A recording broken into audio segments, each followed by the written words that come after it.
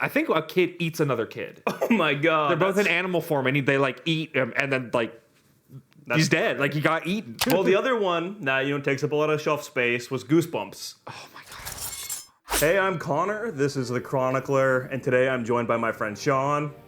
Hi, I'm Sean. You might have known me from another one of his videos where he talks about Red Rising and infecting us all. Yeah. So Sean's a good friend from college, and Sean's a part of our book club. I run a book club called the Band of the Book, and during college and such, Sean really kind of infected us all. Good friends, you want to spread good media to each other. So Sean introduced a lot of us to the Cosmere. Yeah, the Cosmere just in general. I got them all hooked. I think, did I start you guys off on Mistborn? So I remember we would drive or like walk and go to like the taqueria close by. And I kind of mentioned this on one of my other videos about how I got back into reading, but it was around the time that Game of Thrones was ending, and I knew that you read a lot. So I was like, hey, what kind of book series should we get into? And I had heard you mention this Cosmere thing in Stormlight Archive before, but then I think you kind of narrowed us down the path and like, you should go Mistborn first. Yeah, I mean, that's just general advice. I don't think anybody should really start with the Stormlight Archive as, in the Cosmere, I kind of describe the Cosmere as like the MCU of book series, where it's taking all of the different series and putting them together in this kind of penultimate series called Stormlight. So if you haven't really read any of the other stuff, it's still enjoyable, but you're going to miss a lot of the references, a lot of the characters that appear. There's a lot of reoccurring characters from other series that are important, but increase enjoyment if you know who they are. Yeah, so kind of the focus for today's video is that Sean has read a lot of books throughout his life. I think a lot more books than I probably have, like definitely traditional style novels. So we wanted to kind of just go through and talk about kind of the books that influenced us or that we really liked, or just the stuff we read growing up that kind of put us on this path down the love for science fiction, fantasy that we really have now. So where do you want to start this off, Sean? I think for me, I'm going to start off, the book I learned to read on, which, I mean, unfortunately these days she's kind of controversial, but it was Harry Potter. I learned to read because of Harry Potter. My parents would read it to me at night. And then one day they started to realize that where the bookmark was had moved forward a little bit. And after a few months of this, they finally sat me down and asked, like, this is one where we were last night. Are you reading? And I'd been doing what they called sneak reading because I didn't think I was allowed to read because I was like, 4 or whatever. So yeah, I learned to read kind of in secret because of that and began reading Harry Potter on my own because I wanted to read more. Yeah, so I have actually never read any of the Harry Potter books. Which is wild. Yeah. It's crazy to me. I feel like people hear that, you're like, who are you? Especially someone who likes to read. Yeah, like, I enjoyed reading growing up, and my sister had all the Harry Potter books. That's the other thing too, is you like grew up when Harry Potter like was big, and you were a reader when Harry Potter was big. I feel like reading wise, there may never be another Harry Potter. I feel like because it was such a different era with like we have e-readers and stuff now. People read on their phones. There's more audiobook availability. And social media is so big now, but it feels like that physical book era of like midnight release for a Harry Potter. I went to the midnight release for 6 and 7 for Harry Potter. How lit was that? Dude, it was incredible. It was, we go on a vacation up to the San Juan Islands in Washington, and there's a bookstore up there called Darville's, and we got both 6 and 7. We actually have 2 copies of 7. So because my mom and I were really into it, and so we got 2 so we could read at the same time, because my mom was like, you're going to read it first, obviously. And then I don't want you talking about it while I'm reading it, so I'm going to read it. We're just going to get 2 so we can both just knock this out and talk about it. Is that like a local bookstore too? Yeah, Darville's is a little local bookstore. And yeah, you arrived at midnight and it was like the island is not very big, especially back then. I mean, it's bigger now, but especially back then it wasn't very big, and it was still like packed with people for this midnight release. Yeah, I never did that many for book releases. I've never done a midnight release or anything. It's the only one I've ever done was Harry Potter. See, for me it was Skyrim. I was at the Skyrim midnight release. We won't go into games. We won't really focus on games, but that is like that and The Dark Knight Rises. Those are my 2 midnight releases. 2 pretty good ones, I'll have to say. But let's go kind of like chronologically through this book journey. So how old were you think, when you like started reading Harry Potter? I mean, they were reading it to me like as a bedtime story before I could read, and I read pretty early, so like 4 or 5, because I was pretty close to fully reading when I was in kindergarten. I think it was first grade when I started to like officially, read a book and read a chapter Yeah. and something rather than just like flashcards. All right, big throwback. Do you remember any like chapter books or picture books that were like big back then, or like big for you? Yes, I do. I don't remember the name. It was about a shiny fish in the sea. Oh, dude, the one that had like the cover, the scales? The cover, yeah, and it was like a huge picture book, and there was like the one like really shiny fish in the sea. There was a series of them. I think there was like 2 or 3. I think we had them. It was like a kind of like an angelfish looking thing, or yeah, I know. It was like rainbowy colors. You and everything. say that, and I'm transported back to my elementary school library, and that's right there when you walk in, right there on the left. That book. And there was like a bigger book too. It was like the pages were like a lot longer than a normal book. Yeah. But it was. I mean, I remember that very distinctly. I have no idea what that one was called. Did you ever? There's these ones that had people that kind of were like, almost looked like hedgehogs. They kind of like had half closed like eyelids. There was another picture kind of book. Where the Wild Things Are? No, that's a good one too, though. And then definitely like Dr. Seuss during that time. Would you go to like your library and like the librarian would read to you guys in class for like a period in school, or not really? No, we didn't really have that. We had reading time like in class. Okay. And then we had like the Scholastic Book Fair. I'm sure you remember that. The book fair where you go buy. You don't buy books. No. You buy total garbage like spy gear. Yes, the books with the spy gear with like the webbing on the outside, dude, and like the little like really shitty compass that My like parents were never like, pointed north. No, because you would bring home those like for us at least, you would bring home like the papers. Yeah. And they had little boxes, and you see They the were big- prices. yeah, and you like You check cross everything it off. out, you bring it back, and that's a throwback. That was the But I don't think I ever bought a book from the book fair. Maybe a comic book actually, but never like I think regular book. For me, the reason I didn't buy books is because I would have already read them. There you go. Because it was usually like, it's school, right? So it was never the newest releases, but it was new-ish releases, and I was reading so much at that point that like I would come in and be like, I've read all of these, or I'm not interested in reading them. Gotcha. So, let's go past chapter books and reading like normal books. I guess one of like the chapter books for me, I would always see. I didn't really read them, but it was like big in our library. In our school library, we kind of had like a rotation of things. Yeah. Was like the Boxcar Children. Did you ever read that or like know about it? I knew about them. I don't think I ever liked them. I read them. I remember reading them, but I don't remember anything about them. I don't really think I got into them. I think I read like maybe 2 of them and not in any order. Well, so there was like some of those series on our library bookshelf that was like, it would be like this long. Yeah, because there's like 30 books in them, but each book is like this long. So it was like, you'd have that, and then the 2 other ones were like Animorphs. Oh my god. I actually met the Animorphs author. Really? Yeah. I never read any of the Animorphs books. They are fucked up.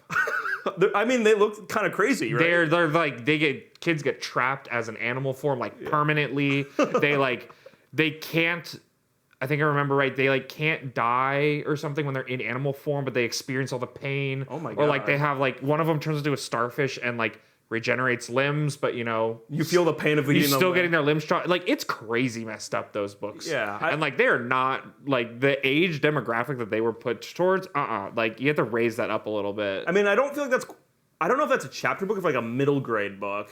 It's like a middle school book. Actually, one of my favorite D&D podcasts, NADPod, they have like a rotating every, I think, 3rd Sunday or something like that. Instead of doing a D&D, they do something else just to give them time to like write and keep up. And one of the ones that they do is a book club, basically. It was supposed to be, it doesn't matter, but they started reading Animorphs for one of them, and they were talking about it, and they were like, oh my god, these books are like crazy messed up. Yeah. Like, I think a kid eats another kid. Oh my god. They're both in animal form, and they like eat him, and then like he's dead. Like he got eaten. That character is gone forever. For our book club, one of these months I'll do like a throwback book. Yeah. We'll be like, because they're so short, right? Yeah. Like, let's go back and read one of the other I think series. Animorphs would be a great one to start with because they're not very long and they're just like kind of shocking. Well, the other one that takes up a lot of shelf space was Goosebumps. Oh my god, I love Goosebumps. Goosebumps. All right. Do you remember? Did you have a favorite like Goosebumps or like an arc in Goosebumps? Because I know mine. I don't remember Goosebumps at all because it's been so long. I mean, I think it might have been like 20 years since I read a Goosebumps book. Yeah. It was I read them little. I was little, and I did not read them past like age 10, maybe. Yeah. So for me, the one that I loved, my favorite Goosebumps thing was the Monster Slime Goosebumps. Do you ever read that? I think so. I read a lot of them Because it was like, I think it was like 3 books. And then beyond like, those ones, there were the ones where it was like, I don't think every Goosebumps was pick your own adventure ones, but they had those ones. Yeah, there was pick your own adventures, and then there was like regular novels, and I think some of the pick your own adventures are based on the novels or like use similar characters or like things from them. Gotcha. I don't think I ever really did any of the pick your own adventure ones. I think I did all novels only. Those ones I wouldn't like even check out from the library. I just like go to the library and like do it super fast and like see what kind of like there's like endings. Yeah, like kids die. It's funny. NatPod, who I've mentioned before, they also did a Goosebumps pick your own adventure book as one of their things. Yeah, I feel like kind of along the same track, kind of getting out there a little bit, but something that I remember, I'd say it's like adjacent to literature and books is Madlibs. Oh my god, yeah. That's like all the time. Right around that same time period, right? Yeah, we would do them in class sometimes. I think like fun. 3rd grade or something like that, because it was just like, and the goal was to use, big words and stuff like that, but it also teaches the part of the sentence, like adjective, adverb, all this stuff. Yeah. So it's actually a good, like, little English lesson, an interactive English lesson for that age. Yeah, I remember doing those. I'd go to like after school math things, and they had like, we would do Mad Libs there. It was fun. I don't, just while waiting to do the math test. We did a lot of Mad Libs in the cars on our like road trips. That's You'd get like a fun. big Mad Lib book, and then you just flip like page by page and do them. Yeah. So, you were talking earlier about how your family, your mom was reading alongside you. Would you say that your family was like, did you and your brother both read a lot growing up? I read a lot more than he did. Okay. Because I kind of like trailblazed into like the video games. Well, you're the older brother. I'm the older brother, so like talking about Skyrim, that came out in 2011, right? 2011. So freshman year of high school, I had to make like a whole PowerPoint presentation to get my parents to let me get Skyrim. Oh, damn. Because it was rated M. Yeah. And then they did it, and they were like, "Oh, this is totally fine. Like, I don't know what we were worried about." And that kind of like uncorked it, and they just let him do whatever he wants. That's they were like, great. "Oh, whatever. Like, this is a rated M video game. Who cares?" Like, Yeah. they had a few video games they didn't want us playing, like shooters and stuff like that still. But like they were way more lax with him, so he still read, but not nearly as much as I did. Because I was gonna say, were they probably encouraged your reading habit, right? Oh, a lot, yeah. Yeah. So they would like load you up on books or what? I had so in my room I had a bookcase maybe like 6 feet wide, 4.5 feet tall, completely filled, double stacked, and then on 2 walls of my room I had 3 shelves, maybe 7 feet wide. Yeah. Also double stacked with books all the way up. Jeez. I'd read every single one of them. Every single one of the books on those shelves I had read. At least once. I remember like going to your place for the first time. You had told us about this, and then we saw it in person. We're like, damn, he's serious. Yeah, I have like 5 boxes of books still in a storage unit because I gave away 60% of my books when I was like downsizing my room and moving out. And then I just have a whole like stacks of books. Mostly I try to keep like complete series or novels that I really liked, like stuff that when I was going through, I was like, oh my god, I remember these like really, really heavily. Yeah. So I kept those ones, or all of my like comics and stuff like that, of all the Calvin and Hobbes, all that stuff. So let's go past Harry Potter now. Did you start like generating that bookshelf like right after kind of Harry Potter time? Like, the bookshelf happened middle school because I got my room redone in middle school, and that's when the bookshelves got in. But I had like begun, kind of accumulating books at that point. Especially again, we mentioned Darville's up in the San Juan Islands. We'd go there for 2 weeks, and I have the bag right here. This bag, we would go in, and I would fill this bag with books. that exact bag? Not this one exactly, but this one, like, Similar. this is a new one, but it was the same, like, gray Under Armour bag, but back in like, 2005 or whatever. You just load it up with I books? literally load it up and read all of them over the 2-week vacation. That's awesome. Because even now, in college, we talk about it because we both love manga and anime, and we would talk about manga, and it'd be like, I tell you about a series or something, and you're like, I'll read it, but I gotta wait till I go up to Washington. Yeah. That's where I do like my winter break was Yeah. like your period to just rip through stuff, right? Summer break. Okay. Winter, well, it depends. I cycle through my media. Usually in the winter time is when I start watching anime again. And I'll do like 2 months of just like binge all the anime series that I missed. Or like I have a couple series, long running series that I keep up with. And it's like, I'll just wait till the end of the year when there's like 15 episodes out and just binge them all. Yeah. Summer is when I get into reading really hard. Like really hard. You saw this summer my list. Yeah. When I annihilated like 7. So what are like? Let's go to like middle school kind of time now. Unless there's any other like elementary series kind of. I don't think so. I mean, Percy Jackson and the Olympians. Okay. I feel like I would have loved that series, but I never read it. I think you should read it now and you would like it. It's getting like so Disney Plus is like adapting that series. I Yeah. heard it's pretty good, the adaptation, because they're already like on their 3rd season. Yeah, I've heard decent things about it. I have not seen it. I have seen almost nothing about it. All I know about the Percy Jackson adaptations are the at least one movie. I think there might have been 2 or 3 of them that were adapted. I know they were terrible. They were like, awful. Back probably like 2010s, 2000. I think it was like 2015. They were really bad. Like they were really bad movies. I They got remember so much wrong. It seemed like a lot of movies that or books that we grew up with, like Maze Runner. Yeah. That was kind of like, I don't know if Hunger Games was that same era. And then Hunger Games and Maze Runner, I would consider the same era. because it seems like a lot of like Hunger Games was obviously a really successful adaptation. Hugely And then I feel like everybody's like, yo, we need to start just like going through these like middle grade kind of books to try to find the next big thing. Because I feel like that's when you got like Percy Jackson's a little younger, probably, right? For the age group or what? Yeah, I'd say like early middle school, but because it's Greek mythology and Greek mythology is super cool, we all like kind of just kept up with it because it was really cool. Yeah. So, all right, let's keep going through them then. So, it was Actually, speaking of Hunger Games, since we're going to be moving on here, Yeah.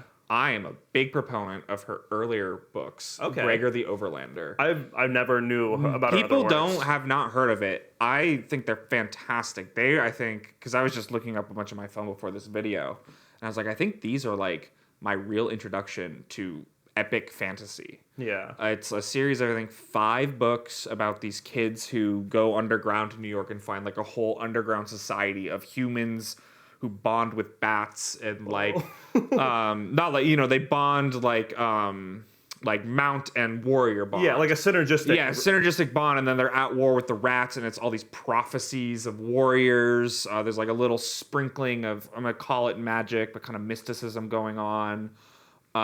Fantastic books. Yeah. Again, things I recommend people, like, even now you could pick up and read and just see, like, her earlier work, because this is pre-Hunger Games, is when she completed it. That's obviously she blew up post like Hunger Games. She blew up post-Hunger. Hunger Games is what blew her up. Yeah. But I had read these books before that, so I was following Susan Collins, and then she released Hunger Games. Gotcha. So that must have been cool to see. It was really cool to see. Like, I've been following Hunger Games, like, when it released. One of the new books like just came out, I think. Yeah, I stopped after, like, the Yeah. original series. I think there's been a couple of prequels, maybe in a second series? I don't know. I read the first 2 Hunger Games books, and then I think the 3rd one I didn't finish.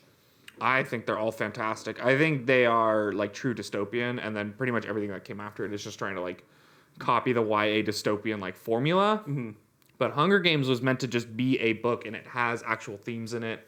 Not the movies don't capture them nearly as well, but like it is trying to say something. Yeah. More than like Divergent is like the really classic. I never read Divergent. I'm pretty sure Don't. Ariel, my sister, read it. Don't. Divergent is kind of like the classic kind of foil to Hunger Games, because it's like it's trying to recapture the Hunger Games, like The magic. the magic, but it is trying to be a YA like dystopian. Like it's all about being young adult and all young adult themes. More edgy too, probably. Yeah, it's more edgy and stuff like that, and it doesn't like. It's very clear the author didn't understand why Hunger Games. Like Hunger Games is YA, but it's not like trying to be. It's not out there to like be young adult fiction where like the adults are, all incompetent and it's up to like the 14-year-old to save the world. Well, some of the coolest interactions I feel like in the Hunger Games are like Katniss and her like what's like the person above her? Her mentor. Oh, I forget what his. But name that's is. like some of the cooler Yeah. interactions, right? Yeah. Where it is cool to see like not an incompetent adult, but actually a competent adult helping lead her, or like He is incompetent, but there's reasons for it. He's not just like an idiot. He's a drunkard. He has like a past going on. he's a flawed adult. Yeah, he's a flawed adult with some trauma who he's working through. While in like Divergent in that series, it's like the adults are like completely incompetent. Like they are stupid. They're dumb. Like the only smart people in the whole thing are the teenagers and stuff like that. And so I don't know. And then Hunger Games kind of started this like YA dystopian Oh yeah. kind of like thing where it's like it's all up to the teenagers to save the world because of reasons rather than just like the reason they're teenagers is to beat down the society. And like there's reasons beyond them being teenagers besides that's your target audience that you're trying to get to read the book. Yeah. Well, okay, so you mentioned, Hunger Games really introducing a lot of kids to the dystopian subgenre, and Harry Potter did that for urban fantasy, and it feels like Percy Jackson did that for epic fantasy, Yeah, right? I think so. Well, I'm gonna call Percy Jackson. Percy Jackson is like noble bright, like heroic fantasy. Yeah, and it's not quite. I wouldn't say epic, mostly because it just doesn't like. Is it one POV? Yeah, I think there's a couple in there, but it follows Percy almost exclusively, and then it's just because it's modern day. It's set in like modern day times. Obviously, they like have the Greek influences, everything like that, and talking about the mythology, but it's not epic fantasy in the way that like.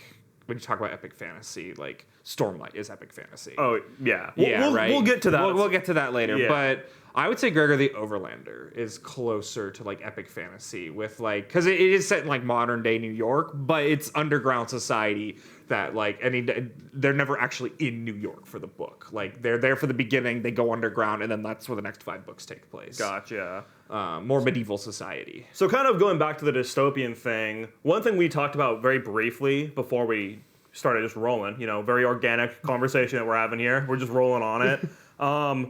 The Giver, because The Giver is also dystopian, but that was like, I think The Giver is like 76. I think that no, or even older, Giver maybe? is 93. Okay. Giver's not that old. Or I mean, it's old, but it's not. People think it's much older than it is. Let's see. I have it up here. All right. 1993. Yeah. Okay. Yeah. You nailed it. Because I read The Giver in 4th or 5th grade. That's when I read it too. It was assigned reading for me. Yeah, I think it was for us also. And I feel like now, I don't know if it would be, because there's definitely a lot of, like, the society is very flawed from what I remember. Yeah, I mean, there's a whole scene where a father injects a baby with a lethal injection and dumps it into a garbage chute. Yeah, that would be a hot thing to put in a book now, for sure. Yeah, I mean, I think it's great, and I think kids should read it, but yeah, there's like... But people would lose their minds. Yeah, you bring that home to the wrong parent and have their kid read that, they're going to lose their mind. Yeah. And we were talking about how it's a quartet, but we both just read the first book. I didn't even know that there was a series. Kind of disappointed. I don't know. I liked the really ambiguous. I don't know if you remember the ending. I honestly don't remember. Like, is it a female main character in The Giver? No. Okay, it's a guy. Male. Yeah, the plot for The Giver is, if you don't know, a quick plot, is it's a utopian society where they've kind of everything is like about sameness. So there's like no color. People's personalities like are really muted. You're like assigned a job when you turn 12 or whatever. So the main character is this boy who's 12, and he is assigned to like I forget what the title is. Basically, he is assigned to contain all of the memories of life before this society, where there's like color and music and personality. And you slowly find out that he is not the first person, like not the first apprentice to be assigned to. The Giver in this case is the current holder of the memories. Gotcha. The previous one was the Giver's daughter, who ended up committing suicide because she couldn't handle it. And so kind of the book ends with he is taking this child out to save them from being killed, essentially, or released. They have a term for it that he finds out is actually just means killed. And it ends with him kind of like sliding down a snowy hill on a sled, which is something he's like no one has ever done in this society because it's fun. And then it ends at this house with Christmas music and stuff, and it's really heavily implied that he is suffering like pretty acutely from hypothermia and kind of hallucinating a lot of this. And that's where it kind of ends. And it's very ambiguous of whether he lives or dies or anything like that. And I think it's like, it works really well with kind of the writing style of the book. I just read synopsis for the rest of the series, and I'm not the biggest fan of where they took the series. Gotcha. One that I read that was also dystopian, I brought it up to Sean, but it didn't sound like he had read it, was like the City of Ember series. I read City of Ember and People of Sparks once, and I liked City of Ember. I read People of Sparks and was not a fan of it. I don't even remember it that much. I think that's one where it was a male and female. Yeah, like, there were two. Yeah. And I think I read the third book, but this is so long ago that I don't recall it that well. There's 4 books, again, because I just looked all this up to like jog my memory. There's 4 books, but the third book is a prequel to the first 2, and then the third book kind of finished. So it's like a trilogy and a prequel, basically. Gotcha. I guess before we get too far out of like that early kind of middle grade area, I had some that I wrote down here. Actually, there's definitely some more we should touch on here. Okay. So the one that was like, I remember, and I feel like this is middle school, and then there are some in elementary school that I wanted to go touch back on super quick. The one I have here is Deltora Quest. Oh my god, I love Deltora Quest. Okay, see, I read some of them. I don't remember them super well. I remember I set up like this cool reading thing in my closet, and I'd go in there and read the fantasy books, but they had like the cool gems on like the spines. The whole thing was, it was like the main character is like the prince of the realm or whatever, something like that. Maybe not. I don't remember exactly. But the king of the realm has like a belt that has all these magic gems on it, and the magic gems get scattered all over. And so each book is them going to like find a magic gem to like slot it back in to save the realm from being overtaken by like there's like a second continent with evil forces, basically like Sauron and orcs. When you said the belt, I was like, that brings it all back. That's another one of those books where like when you go back and read them, there are some parts that you're like, this is kind of genuinely messed up. Yeah. Like, and I feel like on the covers too, because I remember that cover for like that first book had that cool knight. Yeah. That like kind of golden armor with like the T helmet. Yeah. Like those are like burned into my memory. There's like each book is like about them fighting a monster of some kind. Exactly. And some of the monsters are like, I remember being like kind of giving me a little bit of like nightmares and stuff when I read them, because they were kind of like body horror stuff. That's sweet. So yeah, I only think I read like at least probably 3 or 4 of those, and I don't. I think there's the original series. I think there's a ton more after that too. I think it might have even got like some kind of animation. It did get an animation adaptation. I think I watched it. Okay, I heard it was kind of cool, and I actually like. I haven't even looked up in a while, but earlier this morning I saw like some news thing I was looking at, like Deltora Quest is way deeper than you thought. So maybe I'll go look it up sometime later today about Deltora Quest, because that's one that like it was just another cool one in the library. Yeah. You see the cool books, and that's what I also wanted to say. I got some questions for you. What is your favorite book cover from back in the day, from when you were a kid? Like, because, you definitely read books that have cool covers. Is there one where it was like, damn, that is so sick? Edge Chronicles. Okay. Did you ever read those or ever see those? The Never. Edge Chronicles are so cool. They're like, they're novels, but they have a lot of illustrations in them, and the illustrations are super cool. It's about the society kind of like on the edge of the world, this crazy forest, and it's all about these just insanely imaginative monsters. Oh, that sounds sick. It's so cool. I don't even know how to describe it. You just have to like look up pictures like from these books and stuff like that. They're just really, really cool, really imaginative. I don't think I've ever read a series that has like, and it's like an ecosystem. Like the whole ecosystem is like in this style of like the plants are like this. There's all these little like weird bubbly monsters and stuff like that. Because when we were talking about like, the reason I thought about the covers is because the Deltora Quest cover. That cover for that first book, that's the one where I was like, that is sick. Yeah. So that's what brought that back up for me. And I guess something, you're talking about these monsters and stuff. We both love dragons. We were talking about dragons. We were playing Magic. Yeah. Talking about how sick dragons are. And one that I know Mariah off screen there, she talked about it to me too, was those dragon books. It was like kind of like Eragon? not Eragon, Dragonology. Oh my god, yes, the ology books. Yes. I had like Pirateology, I had Dragonology, I had Swordology, I had Wizardology, I had all the ology books. Yeah, I don't. We'd go to Barnes and Noble and I'd look at them, but the ones that I would have back home is I would have like the Star Wars like lore books. So it's kind of like an encyclopedia, but for like the Clone Wars. My middle school library had the prequel Star Wars like lore like encyclopedia, and like you just sit there and flip through it and like see all the cool like stuff and all the lore behind Star Wars. All right, going on to Star Wars for a brief second. So when we were growing up, I feel like the Clone Wars era and like the for 1, 2, 3. There were so many toys and merchandise, and like I didn't really watch any of the Clone Wars shows or anything, but there was Clone a lot Wars of is so fucking good. there was a lot of like canon in the books that expanded like Star Wars. Yeah, the expanded universe. Did you read any of those? I've never really read much Star Wars. Yeah, I didn't even really watch the prequels that much. Okay. I was always original trilogy because of my dad. It's the best. It's the best ones. And then I later on watched Clone Wars, and it's fantastic. Everybody should watch. Oh, Clone like Wars. the TV show. Gotcha. Yeah. I mean, I've seen the prequels. Kind of a prequel hater, but yeah, I have a like affection for episode 3. I really like episode 3, even though like the first 20 minutes of episode 3 are so good, and then it is followed by like an hour of terrible movie, and then it ends with a really cool fight scene that goes on for 30 minutes too long. 30 minutes not long enough.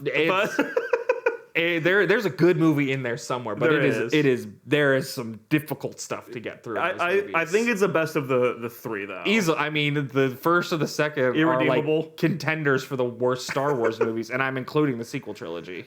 All right. I want to go touch on one thing that I read when people were reading Harry Potter. So kind of like 2nd to 3rd grade, I would imagine. I don't know when people were really reading Harry Potter, but I'd say probably grade school. Do you know of Garth Nix? Have you ever heard like? I've heard Garth Nix. You know, like his actually biggest one is like Sabriel. You ever heard of those books? There's like Abhorsen. So I haven't read those. I think maybe my sister has. But the ones that I read was this series called Keys to the Kingdom. That was really cool because it was kind of like Arthurian lore inspired. Arthur was like the main character. I think it was his name, but it was like a cool, all kinds of fantasy, like very all-encompassing. There was like steampunk stuff in there, like generic, like kind of fantasy stuff in there. There was like every day of the week had like this lord, and there'd be 7 books, and he'd go through all of them. I don't think I read all of them. I read up through like Friday, so Mr. Monday was the first book, and then it went all the way to like that. It was like Mr. Monday, something Tuesday. Yeah, it was like I think I maybe read some of those. I don't have any memory of them though. They like I looked them up. They had the Scholastic like label on them. So, but that was like one of the things I was reading during that time. And then to go off there to what we're going to talk about next is another series that jumped around to a bunch of cool places, a bunch of different fantasy settings, sometimes urban settings back in different times of Earth.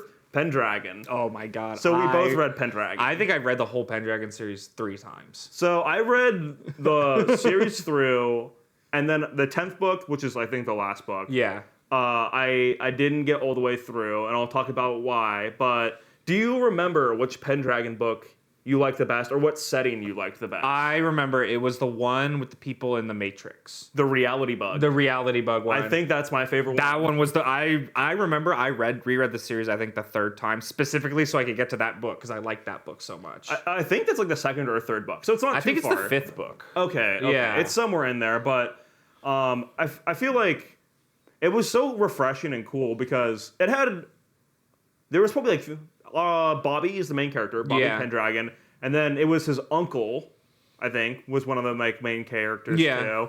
It was one of his friends, and then early on you got this character, I think her name was like Losa or Lore. Yeah. And she was like from one of the like worlds that was more primitive, but she would kind of go around and adventure with them. Well, do you remember like the setting of the book, the whole Travelers thing? So I don't really know. Okay, so like the idea behind it is that Bobby's uncle, grandfather, something, older male relative is a leader of the Society of Travelers. Okay. And travelers can like travel between like time and space, basically. And there are 10 points, 10 books. There are 10 points in time that are like critical moments. Okay. On different worlds, and Earth has like 3 of them because of course Earth does. And so Bobby is assigned to be the traveler from his like where he comes from, which is like mid 2000s Earth, is one of the points. Yeah. And so each point in time has one traveler with them. And so the person you're talking about is the traveler from her time. Yeah, yeah. I don't know. Well, it was. I remember. So it was like her mom and her, and then her mom like died. Yeah. And then she's like kind of traveled around with them more. Yeah. I think her mom was the traveler, and then she inherited it. Exactly. It gets like wild towards the end. Because that was like, I'd say one of the first series that I read that was like, there was a lot going on. Like a very expansive world building and lore, you know, for my age at the time. And it hit like every of the major kind of fiction genres of that time. Because you have the sci-fi. The first book is like medieval fantasy. You have like magic going on. They have like powers and stuff. And obviously like, you know, Doctor Who, time travel, space travel stuff. Yeah. And then, you know, go into the future, you have dystopian future, you have like utopian uber future. Like every book is a whole different setting. Yeah, so that's like, that was so refreshing. And I remember that, I don't know, I feel like when you're that age, and even now, when you complete a series like that, you feel so like, I'm such a badass. Like, I read this big, long 10-book series. You know, at that age, those books were pretty thick.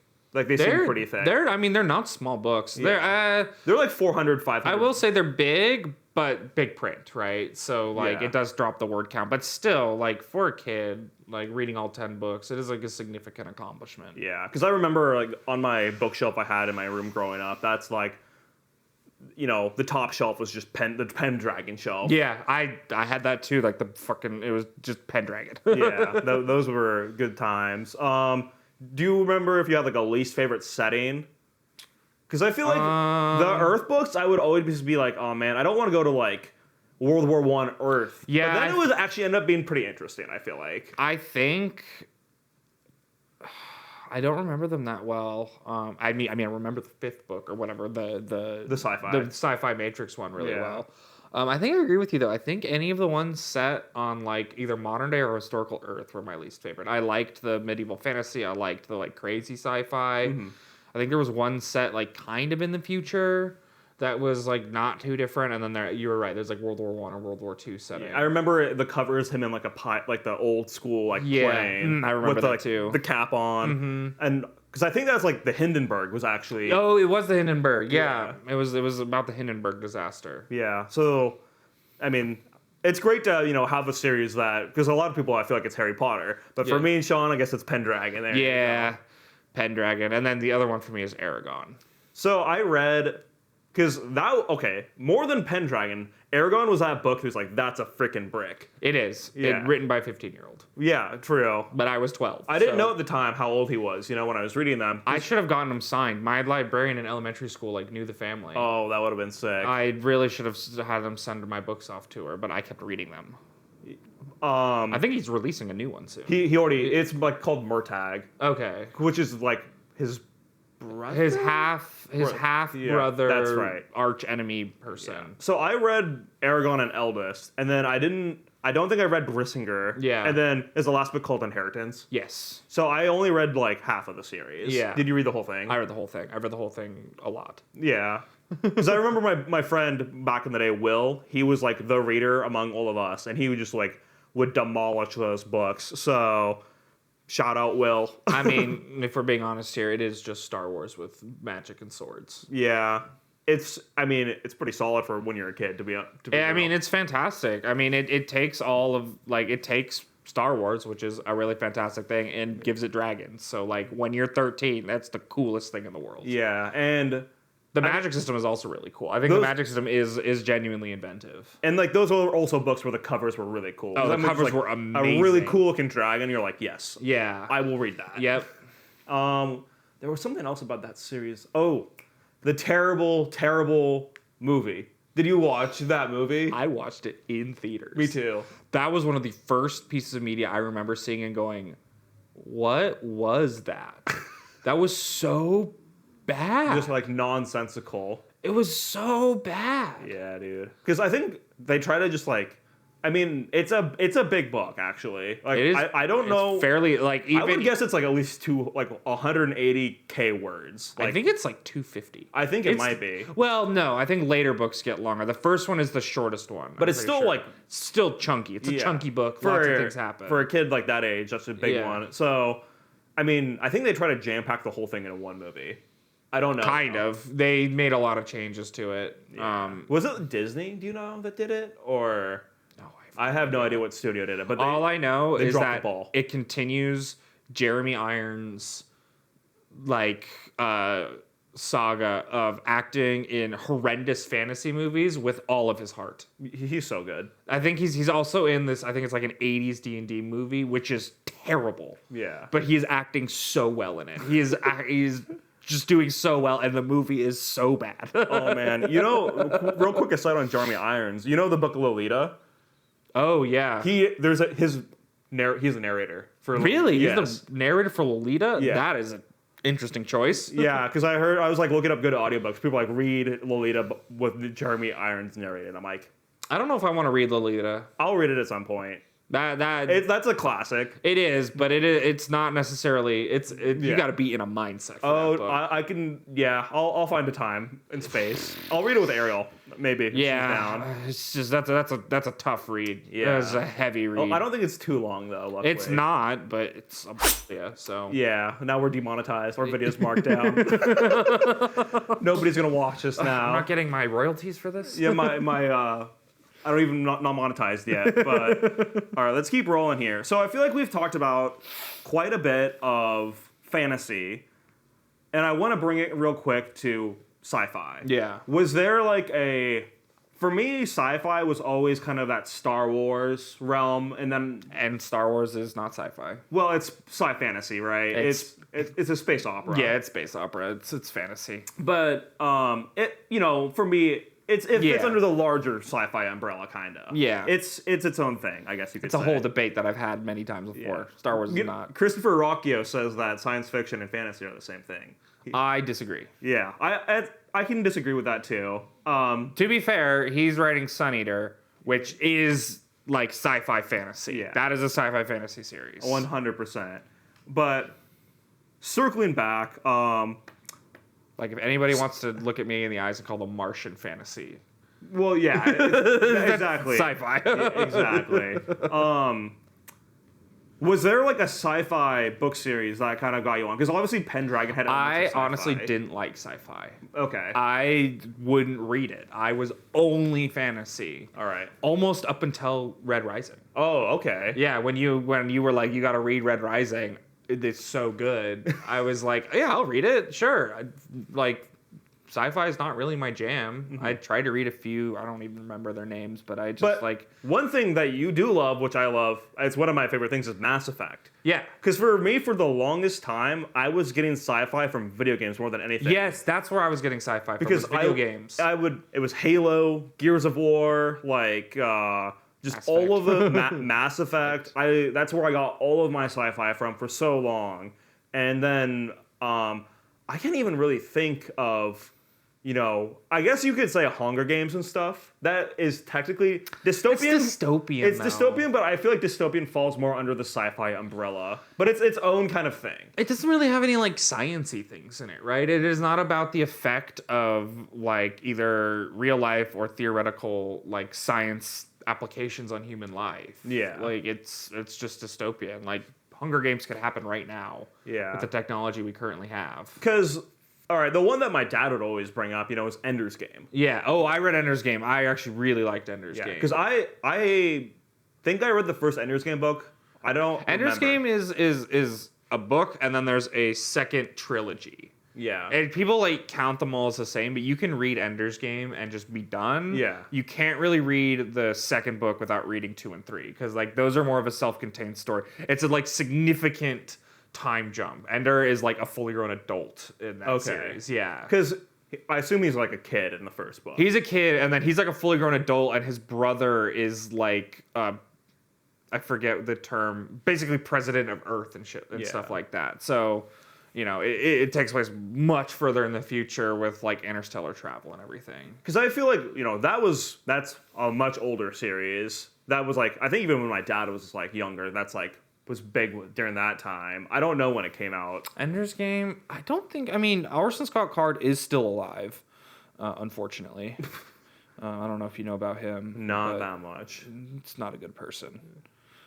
Which is really funny because a lot of his views kind of are antithetical to like the stuff in his books. Yeah, like Ender's Game, especially the second trilogy, is all about like accepting differences and stuff like that. He's like super bigoted. It's quite a weird thing. When did it go? I looked up Orson Scott Card. Little brain fart, but yeah, I do that all the time. Book. It came out in 1985. Okay, so it is pretty old. Ender's Game is old. Because I don't feel like for our generation, there was like a big sci-fi thing that kind of... Not really. There wasn't really a big... Like, Pendragon has like sci-fi elements in it. Yeah. I feel like the aura of Star Wars and Harry Potter was so all-encompassing for our generation that it just like... I mean, yeah, Harry Potter stomped everything else out. Exactly. That nothing could even like come close. Hunger Games, I feel like, is the thing that came the closest to Harry Potter. Yeah, but it was after Harry Potter, I think. By quite a bit. Yeah. Yeah. Like, it came out afterwards. Or it really started getting big afterwards. I don't think when it first released, like, the first book, it took a little bit to, like, gain momentum. Okay. So, outside of sci-fi, there is another thing I want to bring up is, do you remember there being, like, that initial book or that initial series that was totally meant for adults that you read that was like, wow, this is like not a kid's book at all or something? Wheel of Time, Lord of the Rings. And how old do you think you were? I was in middle school, going into high school, and I read Lord of the Rings because my mom had a rule, same for Harry Potter. I couldn't watch the movies until I'd read the books.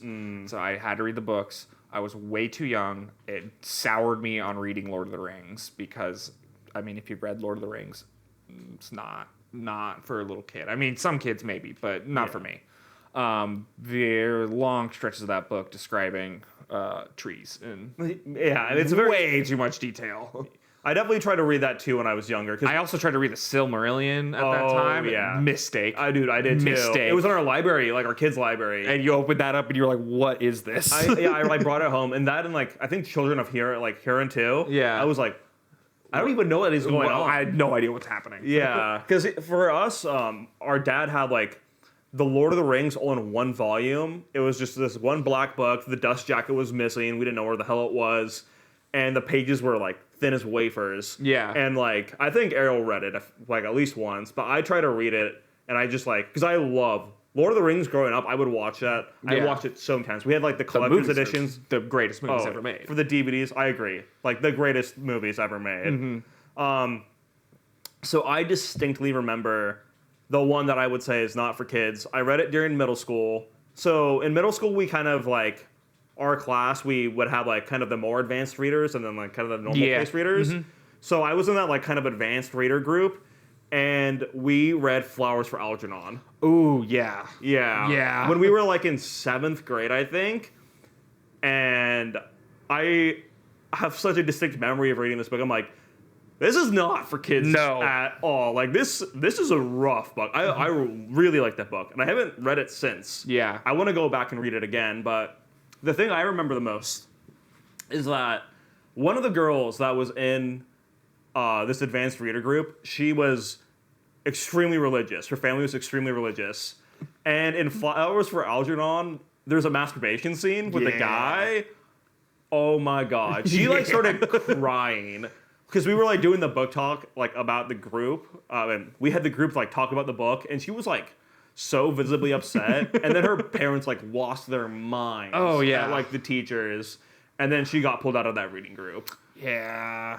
Yeah, so that's like a core memory for Flowers for Algernon for me. And I almost went back and read it this year. I'll probably read it again at some point because it's not that long. And have you read it before?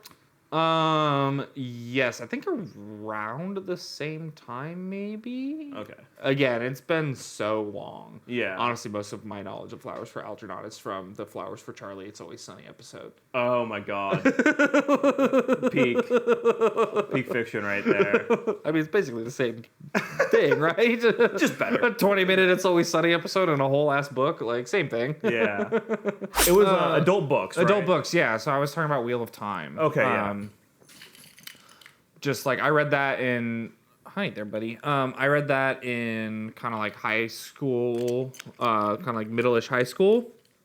I think I was just again too young for that. I really enjoyed them, but that was like a hi, buddy. Is that the one time you've read Wheel of Time? I've only read it once. It's 14 books. Yeah. And they are fucking long. Oh, yeah. And the middle ones are bad. Yeah. But I feel like, especially if you were kind of in high school, because there's the slog, right, of Wheel of Time. Yeah. I feel like that might be, even for like a high schooler, way more brutal to get through. Yeah, it is. I mean, it's just, yeah, you just get to the middle parts and you can really feel like Robert Jordan's age when he's writing those books. Apparently people like them. Like my friend's dad, my best friend's dad, has been reading A Wheel of Time since it released, like book 1. And so he really didn't like the Brandon Sanderson retake. He liked them all, but I was the opposite. I was like, thank God we can stop like she crossed her arms under her breasts and tugged her braid for the 400 billionth time. Yeah. I think that too. I was gonna ask, how did you get into the Cosmere? And I assume you got into Sanderson through the kind of the Wheel of Time, or not quite. I don't remember the exact way I got into Sanderson. I think I got into Sanderson because of Name of the Wind, actually. Okay. Because I think I was excited for Sanderson taking over Wheel of Time because I had already read some of his stuff. And I think Patrick Rothfuss mentioned Sanderson at some point, back when Patrick Rothfuss was like pretending. Writing books. I forget the second book's name, but that book came out in 2011. Yeah. Which is when I got into freshman year of high school. And so that's when I read Name of the Wind and the other one. And he was still pretending that he was going to release that book soon. It's been 14 years. Yeah. It's not coming. It's not happening. So let's jump to Cosmere for a while here. So I assume that you read Mistborn first. Or maybe not. Elantris? No, I think I read Way of Kings first, actually. Oh, okay. Yeah, because that was like a big release, and I read it, and I was like, this is freaking awesome. Who's this author? I looked him up, and I was like, oh, he has a ton of books out. Let me go read them. And then I read Name of the Wind. Or not Name of the Mistborn. Gotcha. Which is like, I feel like Wheel of Stormlight Archive is definitely a more popular series. Significantly more popular. But it feels like a lot of people that I know now, Mistborn is the entry point. And I feel like for like on BookTube and a lot of people's recommendation in general, when they're like the most common series I see people recommending to get into fantasy would be Mistborn, I feel like, is the most common one. It's an easy one to get into. It doesn't have a lot of the fantasy tropes. Yeah. Specifically the romance sex scenes that happen a lot, even outside of romantasy, like that kind of still pops up, and that can be kind of hard to recommend someone to a series if you're like, I don't know if you're gonna like fantasy. I really don't know if you're gonna like this part of the book. Mm-hmm. That's why I think Mistborn is just such an easy way to kind of get people into the genre of fantasy. There was something I wanted to talk about in like a different podcast or a different video I do with somebody, and it was actually going to be book recommendations for people that play video games, because I feel like Mistborn is like, it checks so many boxes for people that play video games, where in video games, what do you have? You have a resource management system usually. Yep. Mistborn has that hard magic system with that resource management. Just any of Sanderson's magics, they're all like really appealing to anybody who's played video games. Yeah, because you know, in games it's like ammo or mana or so. There's always some kind of limiting system to the whatever resource or power. Stormlight Archives, it's Stormlight. Yeah, exactly. Yeah. And that makes it so consumable and such a good piece of media to transition to, because you start to understand these, you know, hard magics have rules. It makes it more easy to consume and understand the scope or extent of where the rule set will be, right? I also am I'm more of a fan of hard magic just as a system. I like the explanation. I like when you get into the details of it and how it interacts with the world and changes it. I think soft magic can be really fun. I think there are really fantastic books with soft magic, but I do really like the kind of integration of magic into the society. Yeah. And that tends to be better done with a hard magic system, where soft magic is nebulous and you have your Gandalf-esque character who is the only one or one of the only ones who can do anything with magic. So its effect on the society around you is pretty limited because it's limited at who can actually use it. I feel like that'd be a fun video to do down the line. It was we could do a debate where you take hard magic, I take soft magic, and we can argue about why one is better than the other. Because I like both. I enjoy hard magic and soft magic.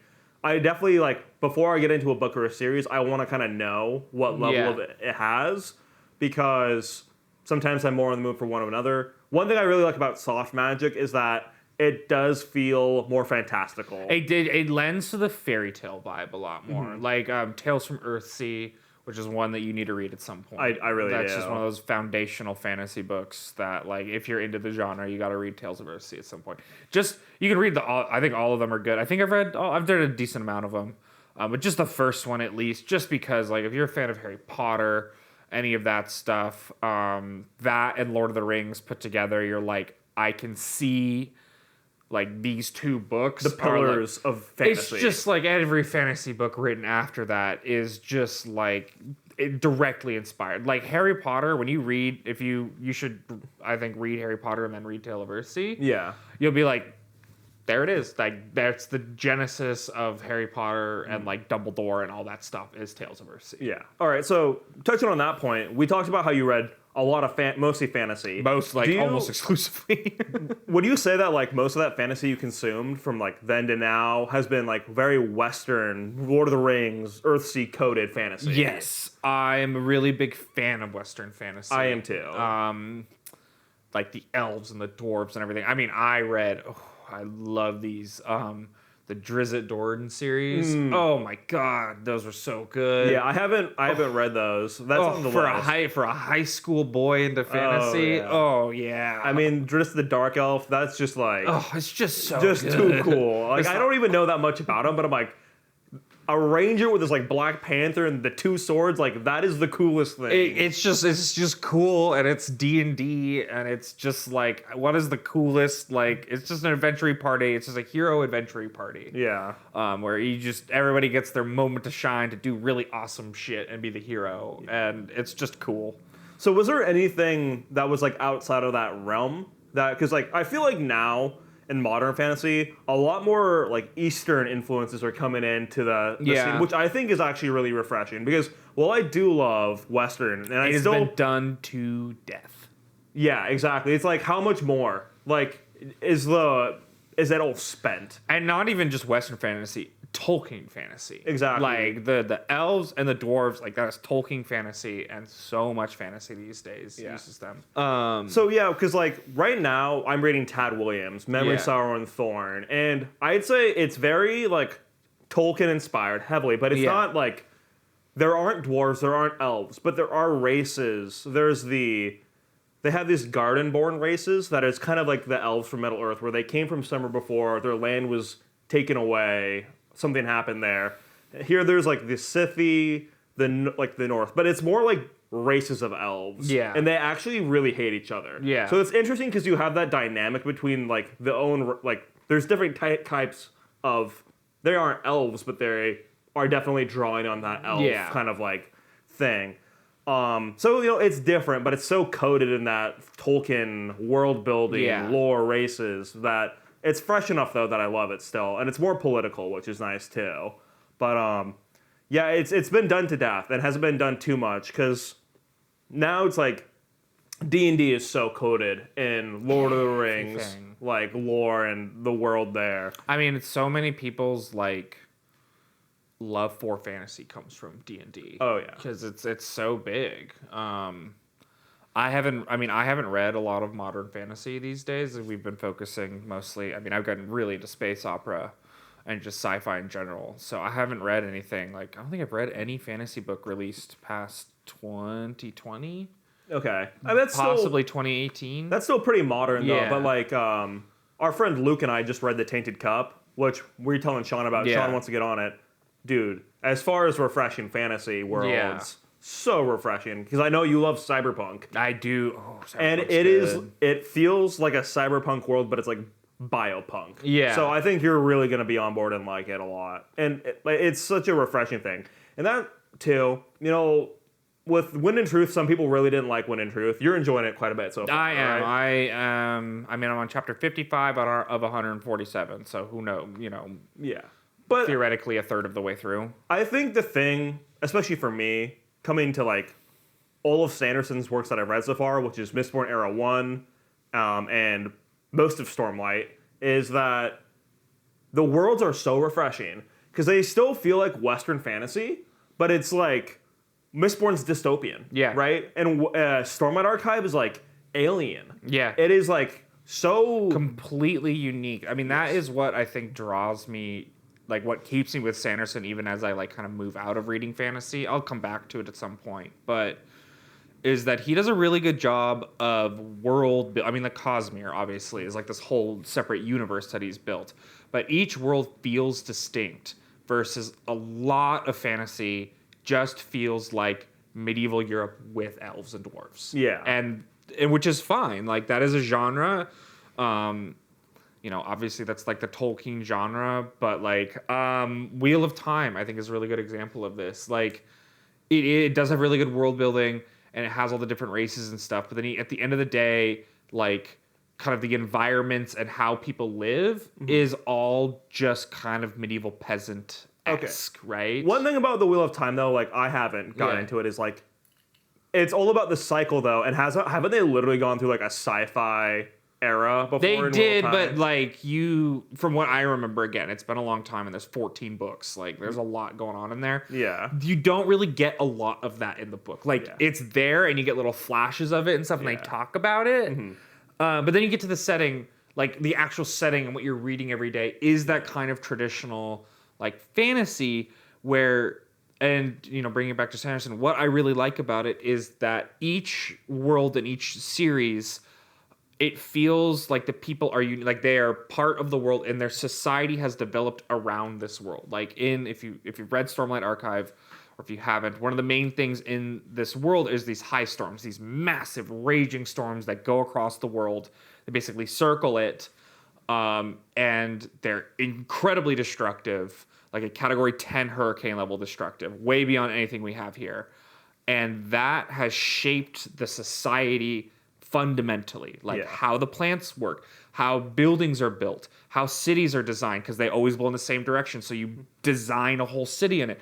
Like how farming works. Everything is like, it makes sense. It makes sense. Everything makes logical sense, and that is something I now really look for in fantasy, where it's like, you know, sometimes you read fantasy books and you're like, they have all this magic and stuff, and then you're like, but it's still medieval Europe. Like, they've had magic for all, or like they've had more than we had in medieval peasant times, yet society is still kind of just medieval peasant times. It feels like in Sanderson, it's so deliberate and purposeful with the way things are set up and like the world building. Like in Mistborn, I don't want to get too much in the spoilers, but a big part of the first Mistborn book is that like it's the final emperor of the area is all covered in like ash and soot, and like it's so like, you know, despair almost. But then you actually figure out that there is a very good reason that it should be that way. Yep. And once they kind of like undo some of that stuff, they're like, oh no, like there was intention behind this. Yes, and that's what I really like, is where it's like,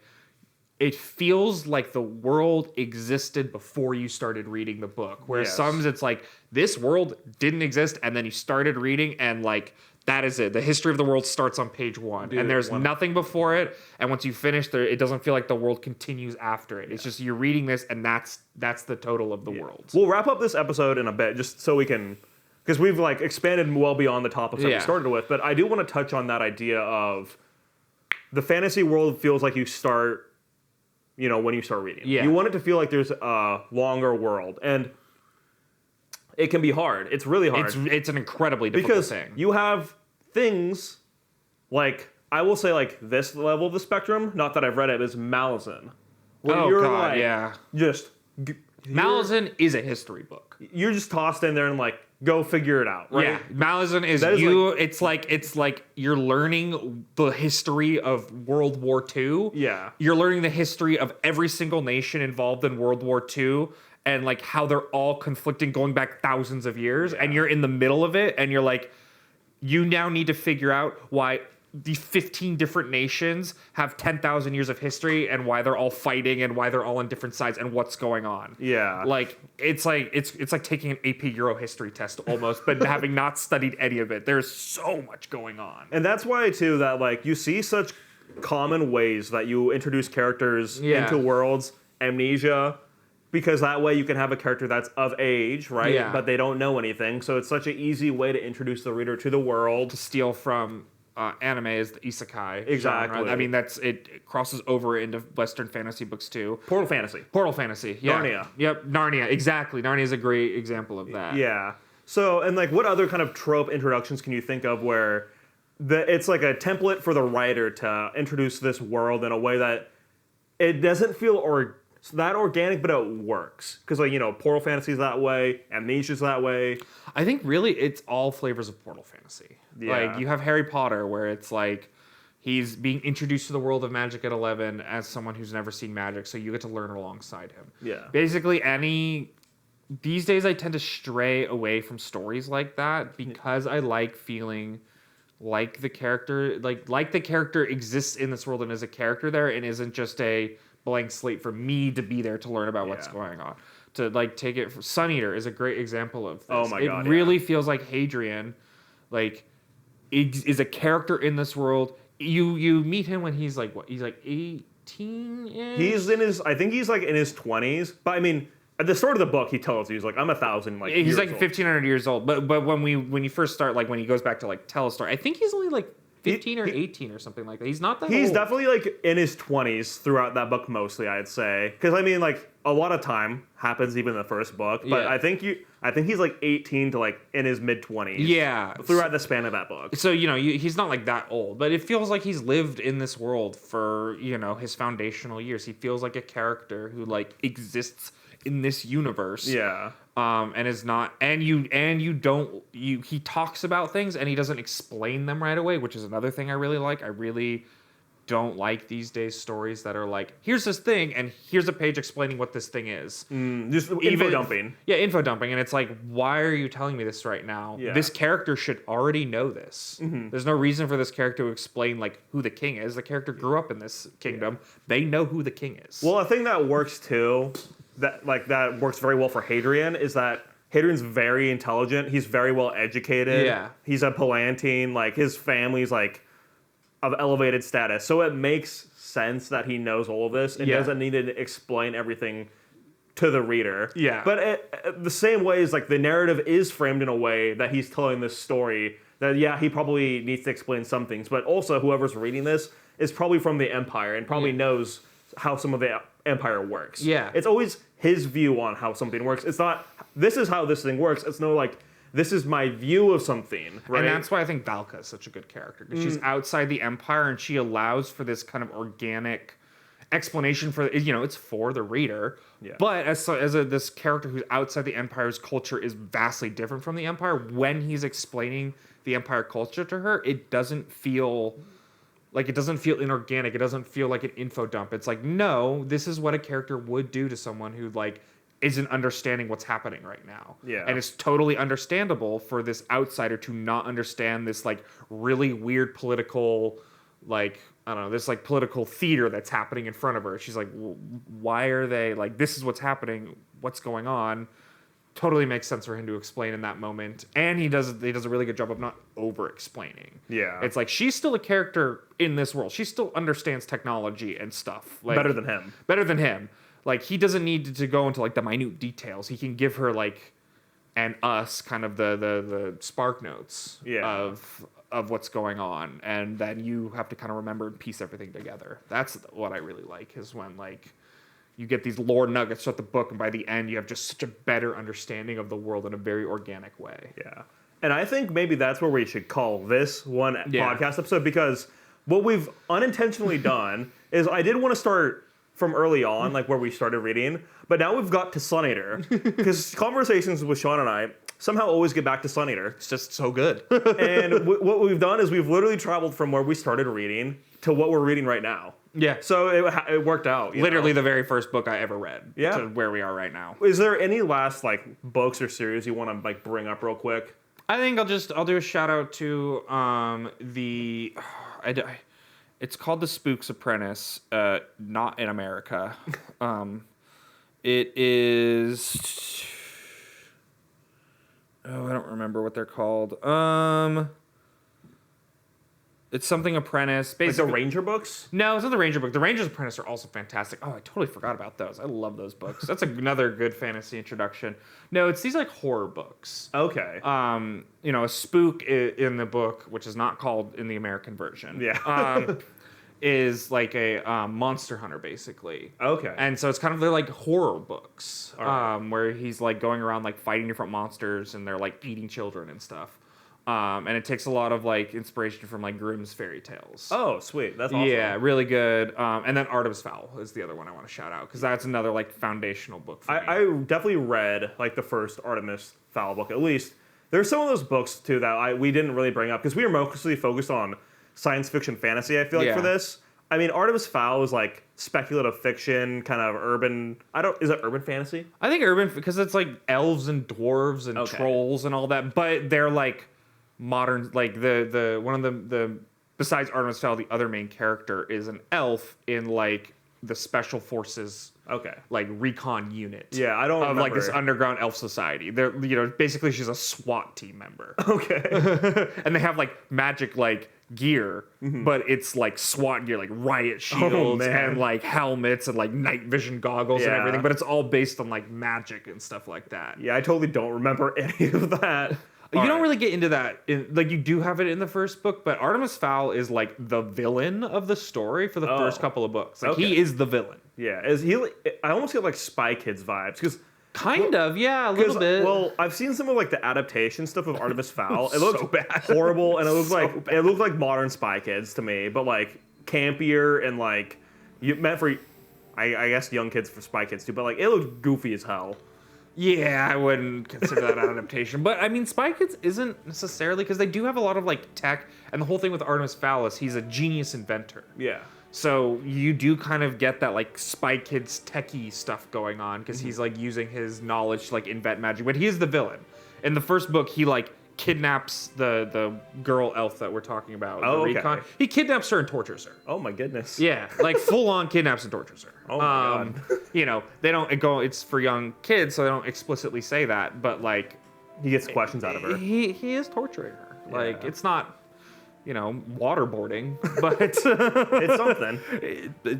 He put her in a cell and did uncomfortable, like, he, like, specifically did things to her to make her uncomfortable. So yeah, I think those books are fantastic. I think people, if you're interested in Artemis Fowl, you should absolutely check out the series. There's a ton of books now, but I think there's, like, a core first series that you can read, and then it, like, goes on. I never read them, but it's, like, follows his...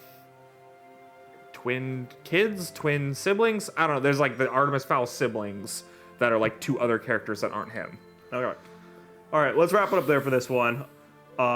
Thanks for watching. Thanks for being on this one, Sean, for the first podcast kind of style thing here. But it was fun. Hopefully some people watch it. We'll watch it. I'll watch this again down the line. And there'll be at least 2 views. At least for anything this is for us. So have a good one. Have a good one.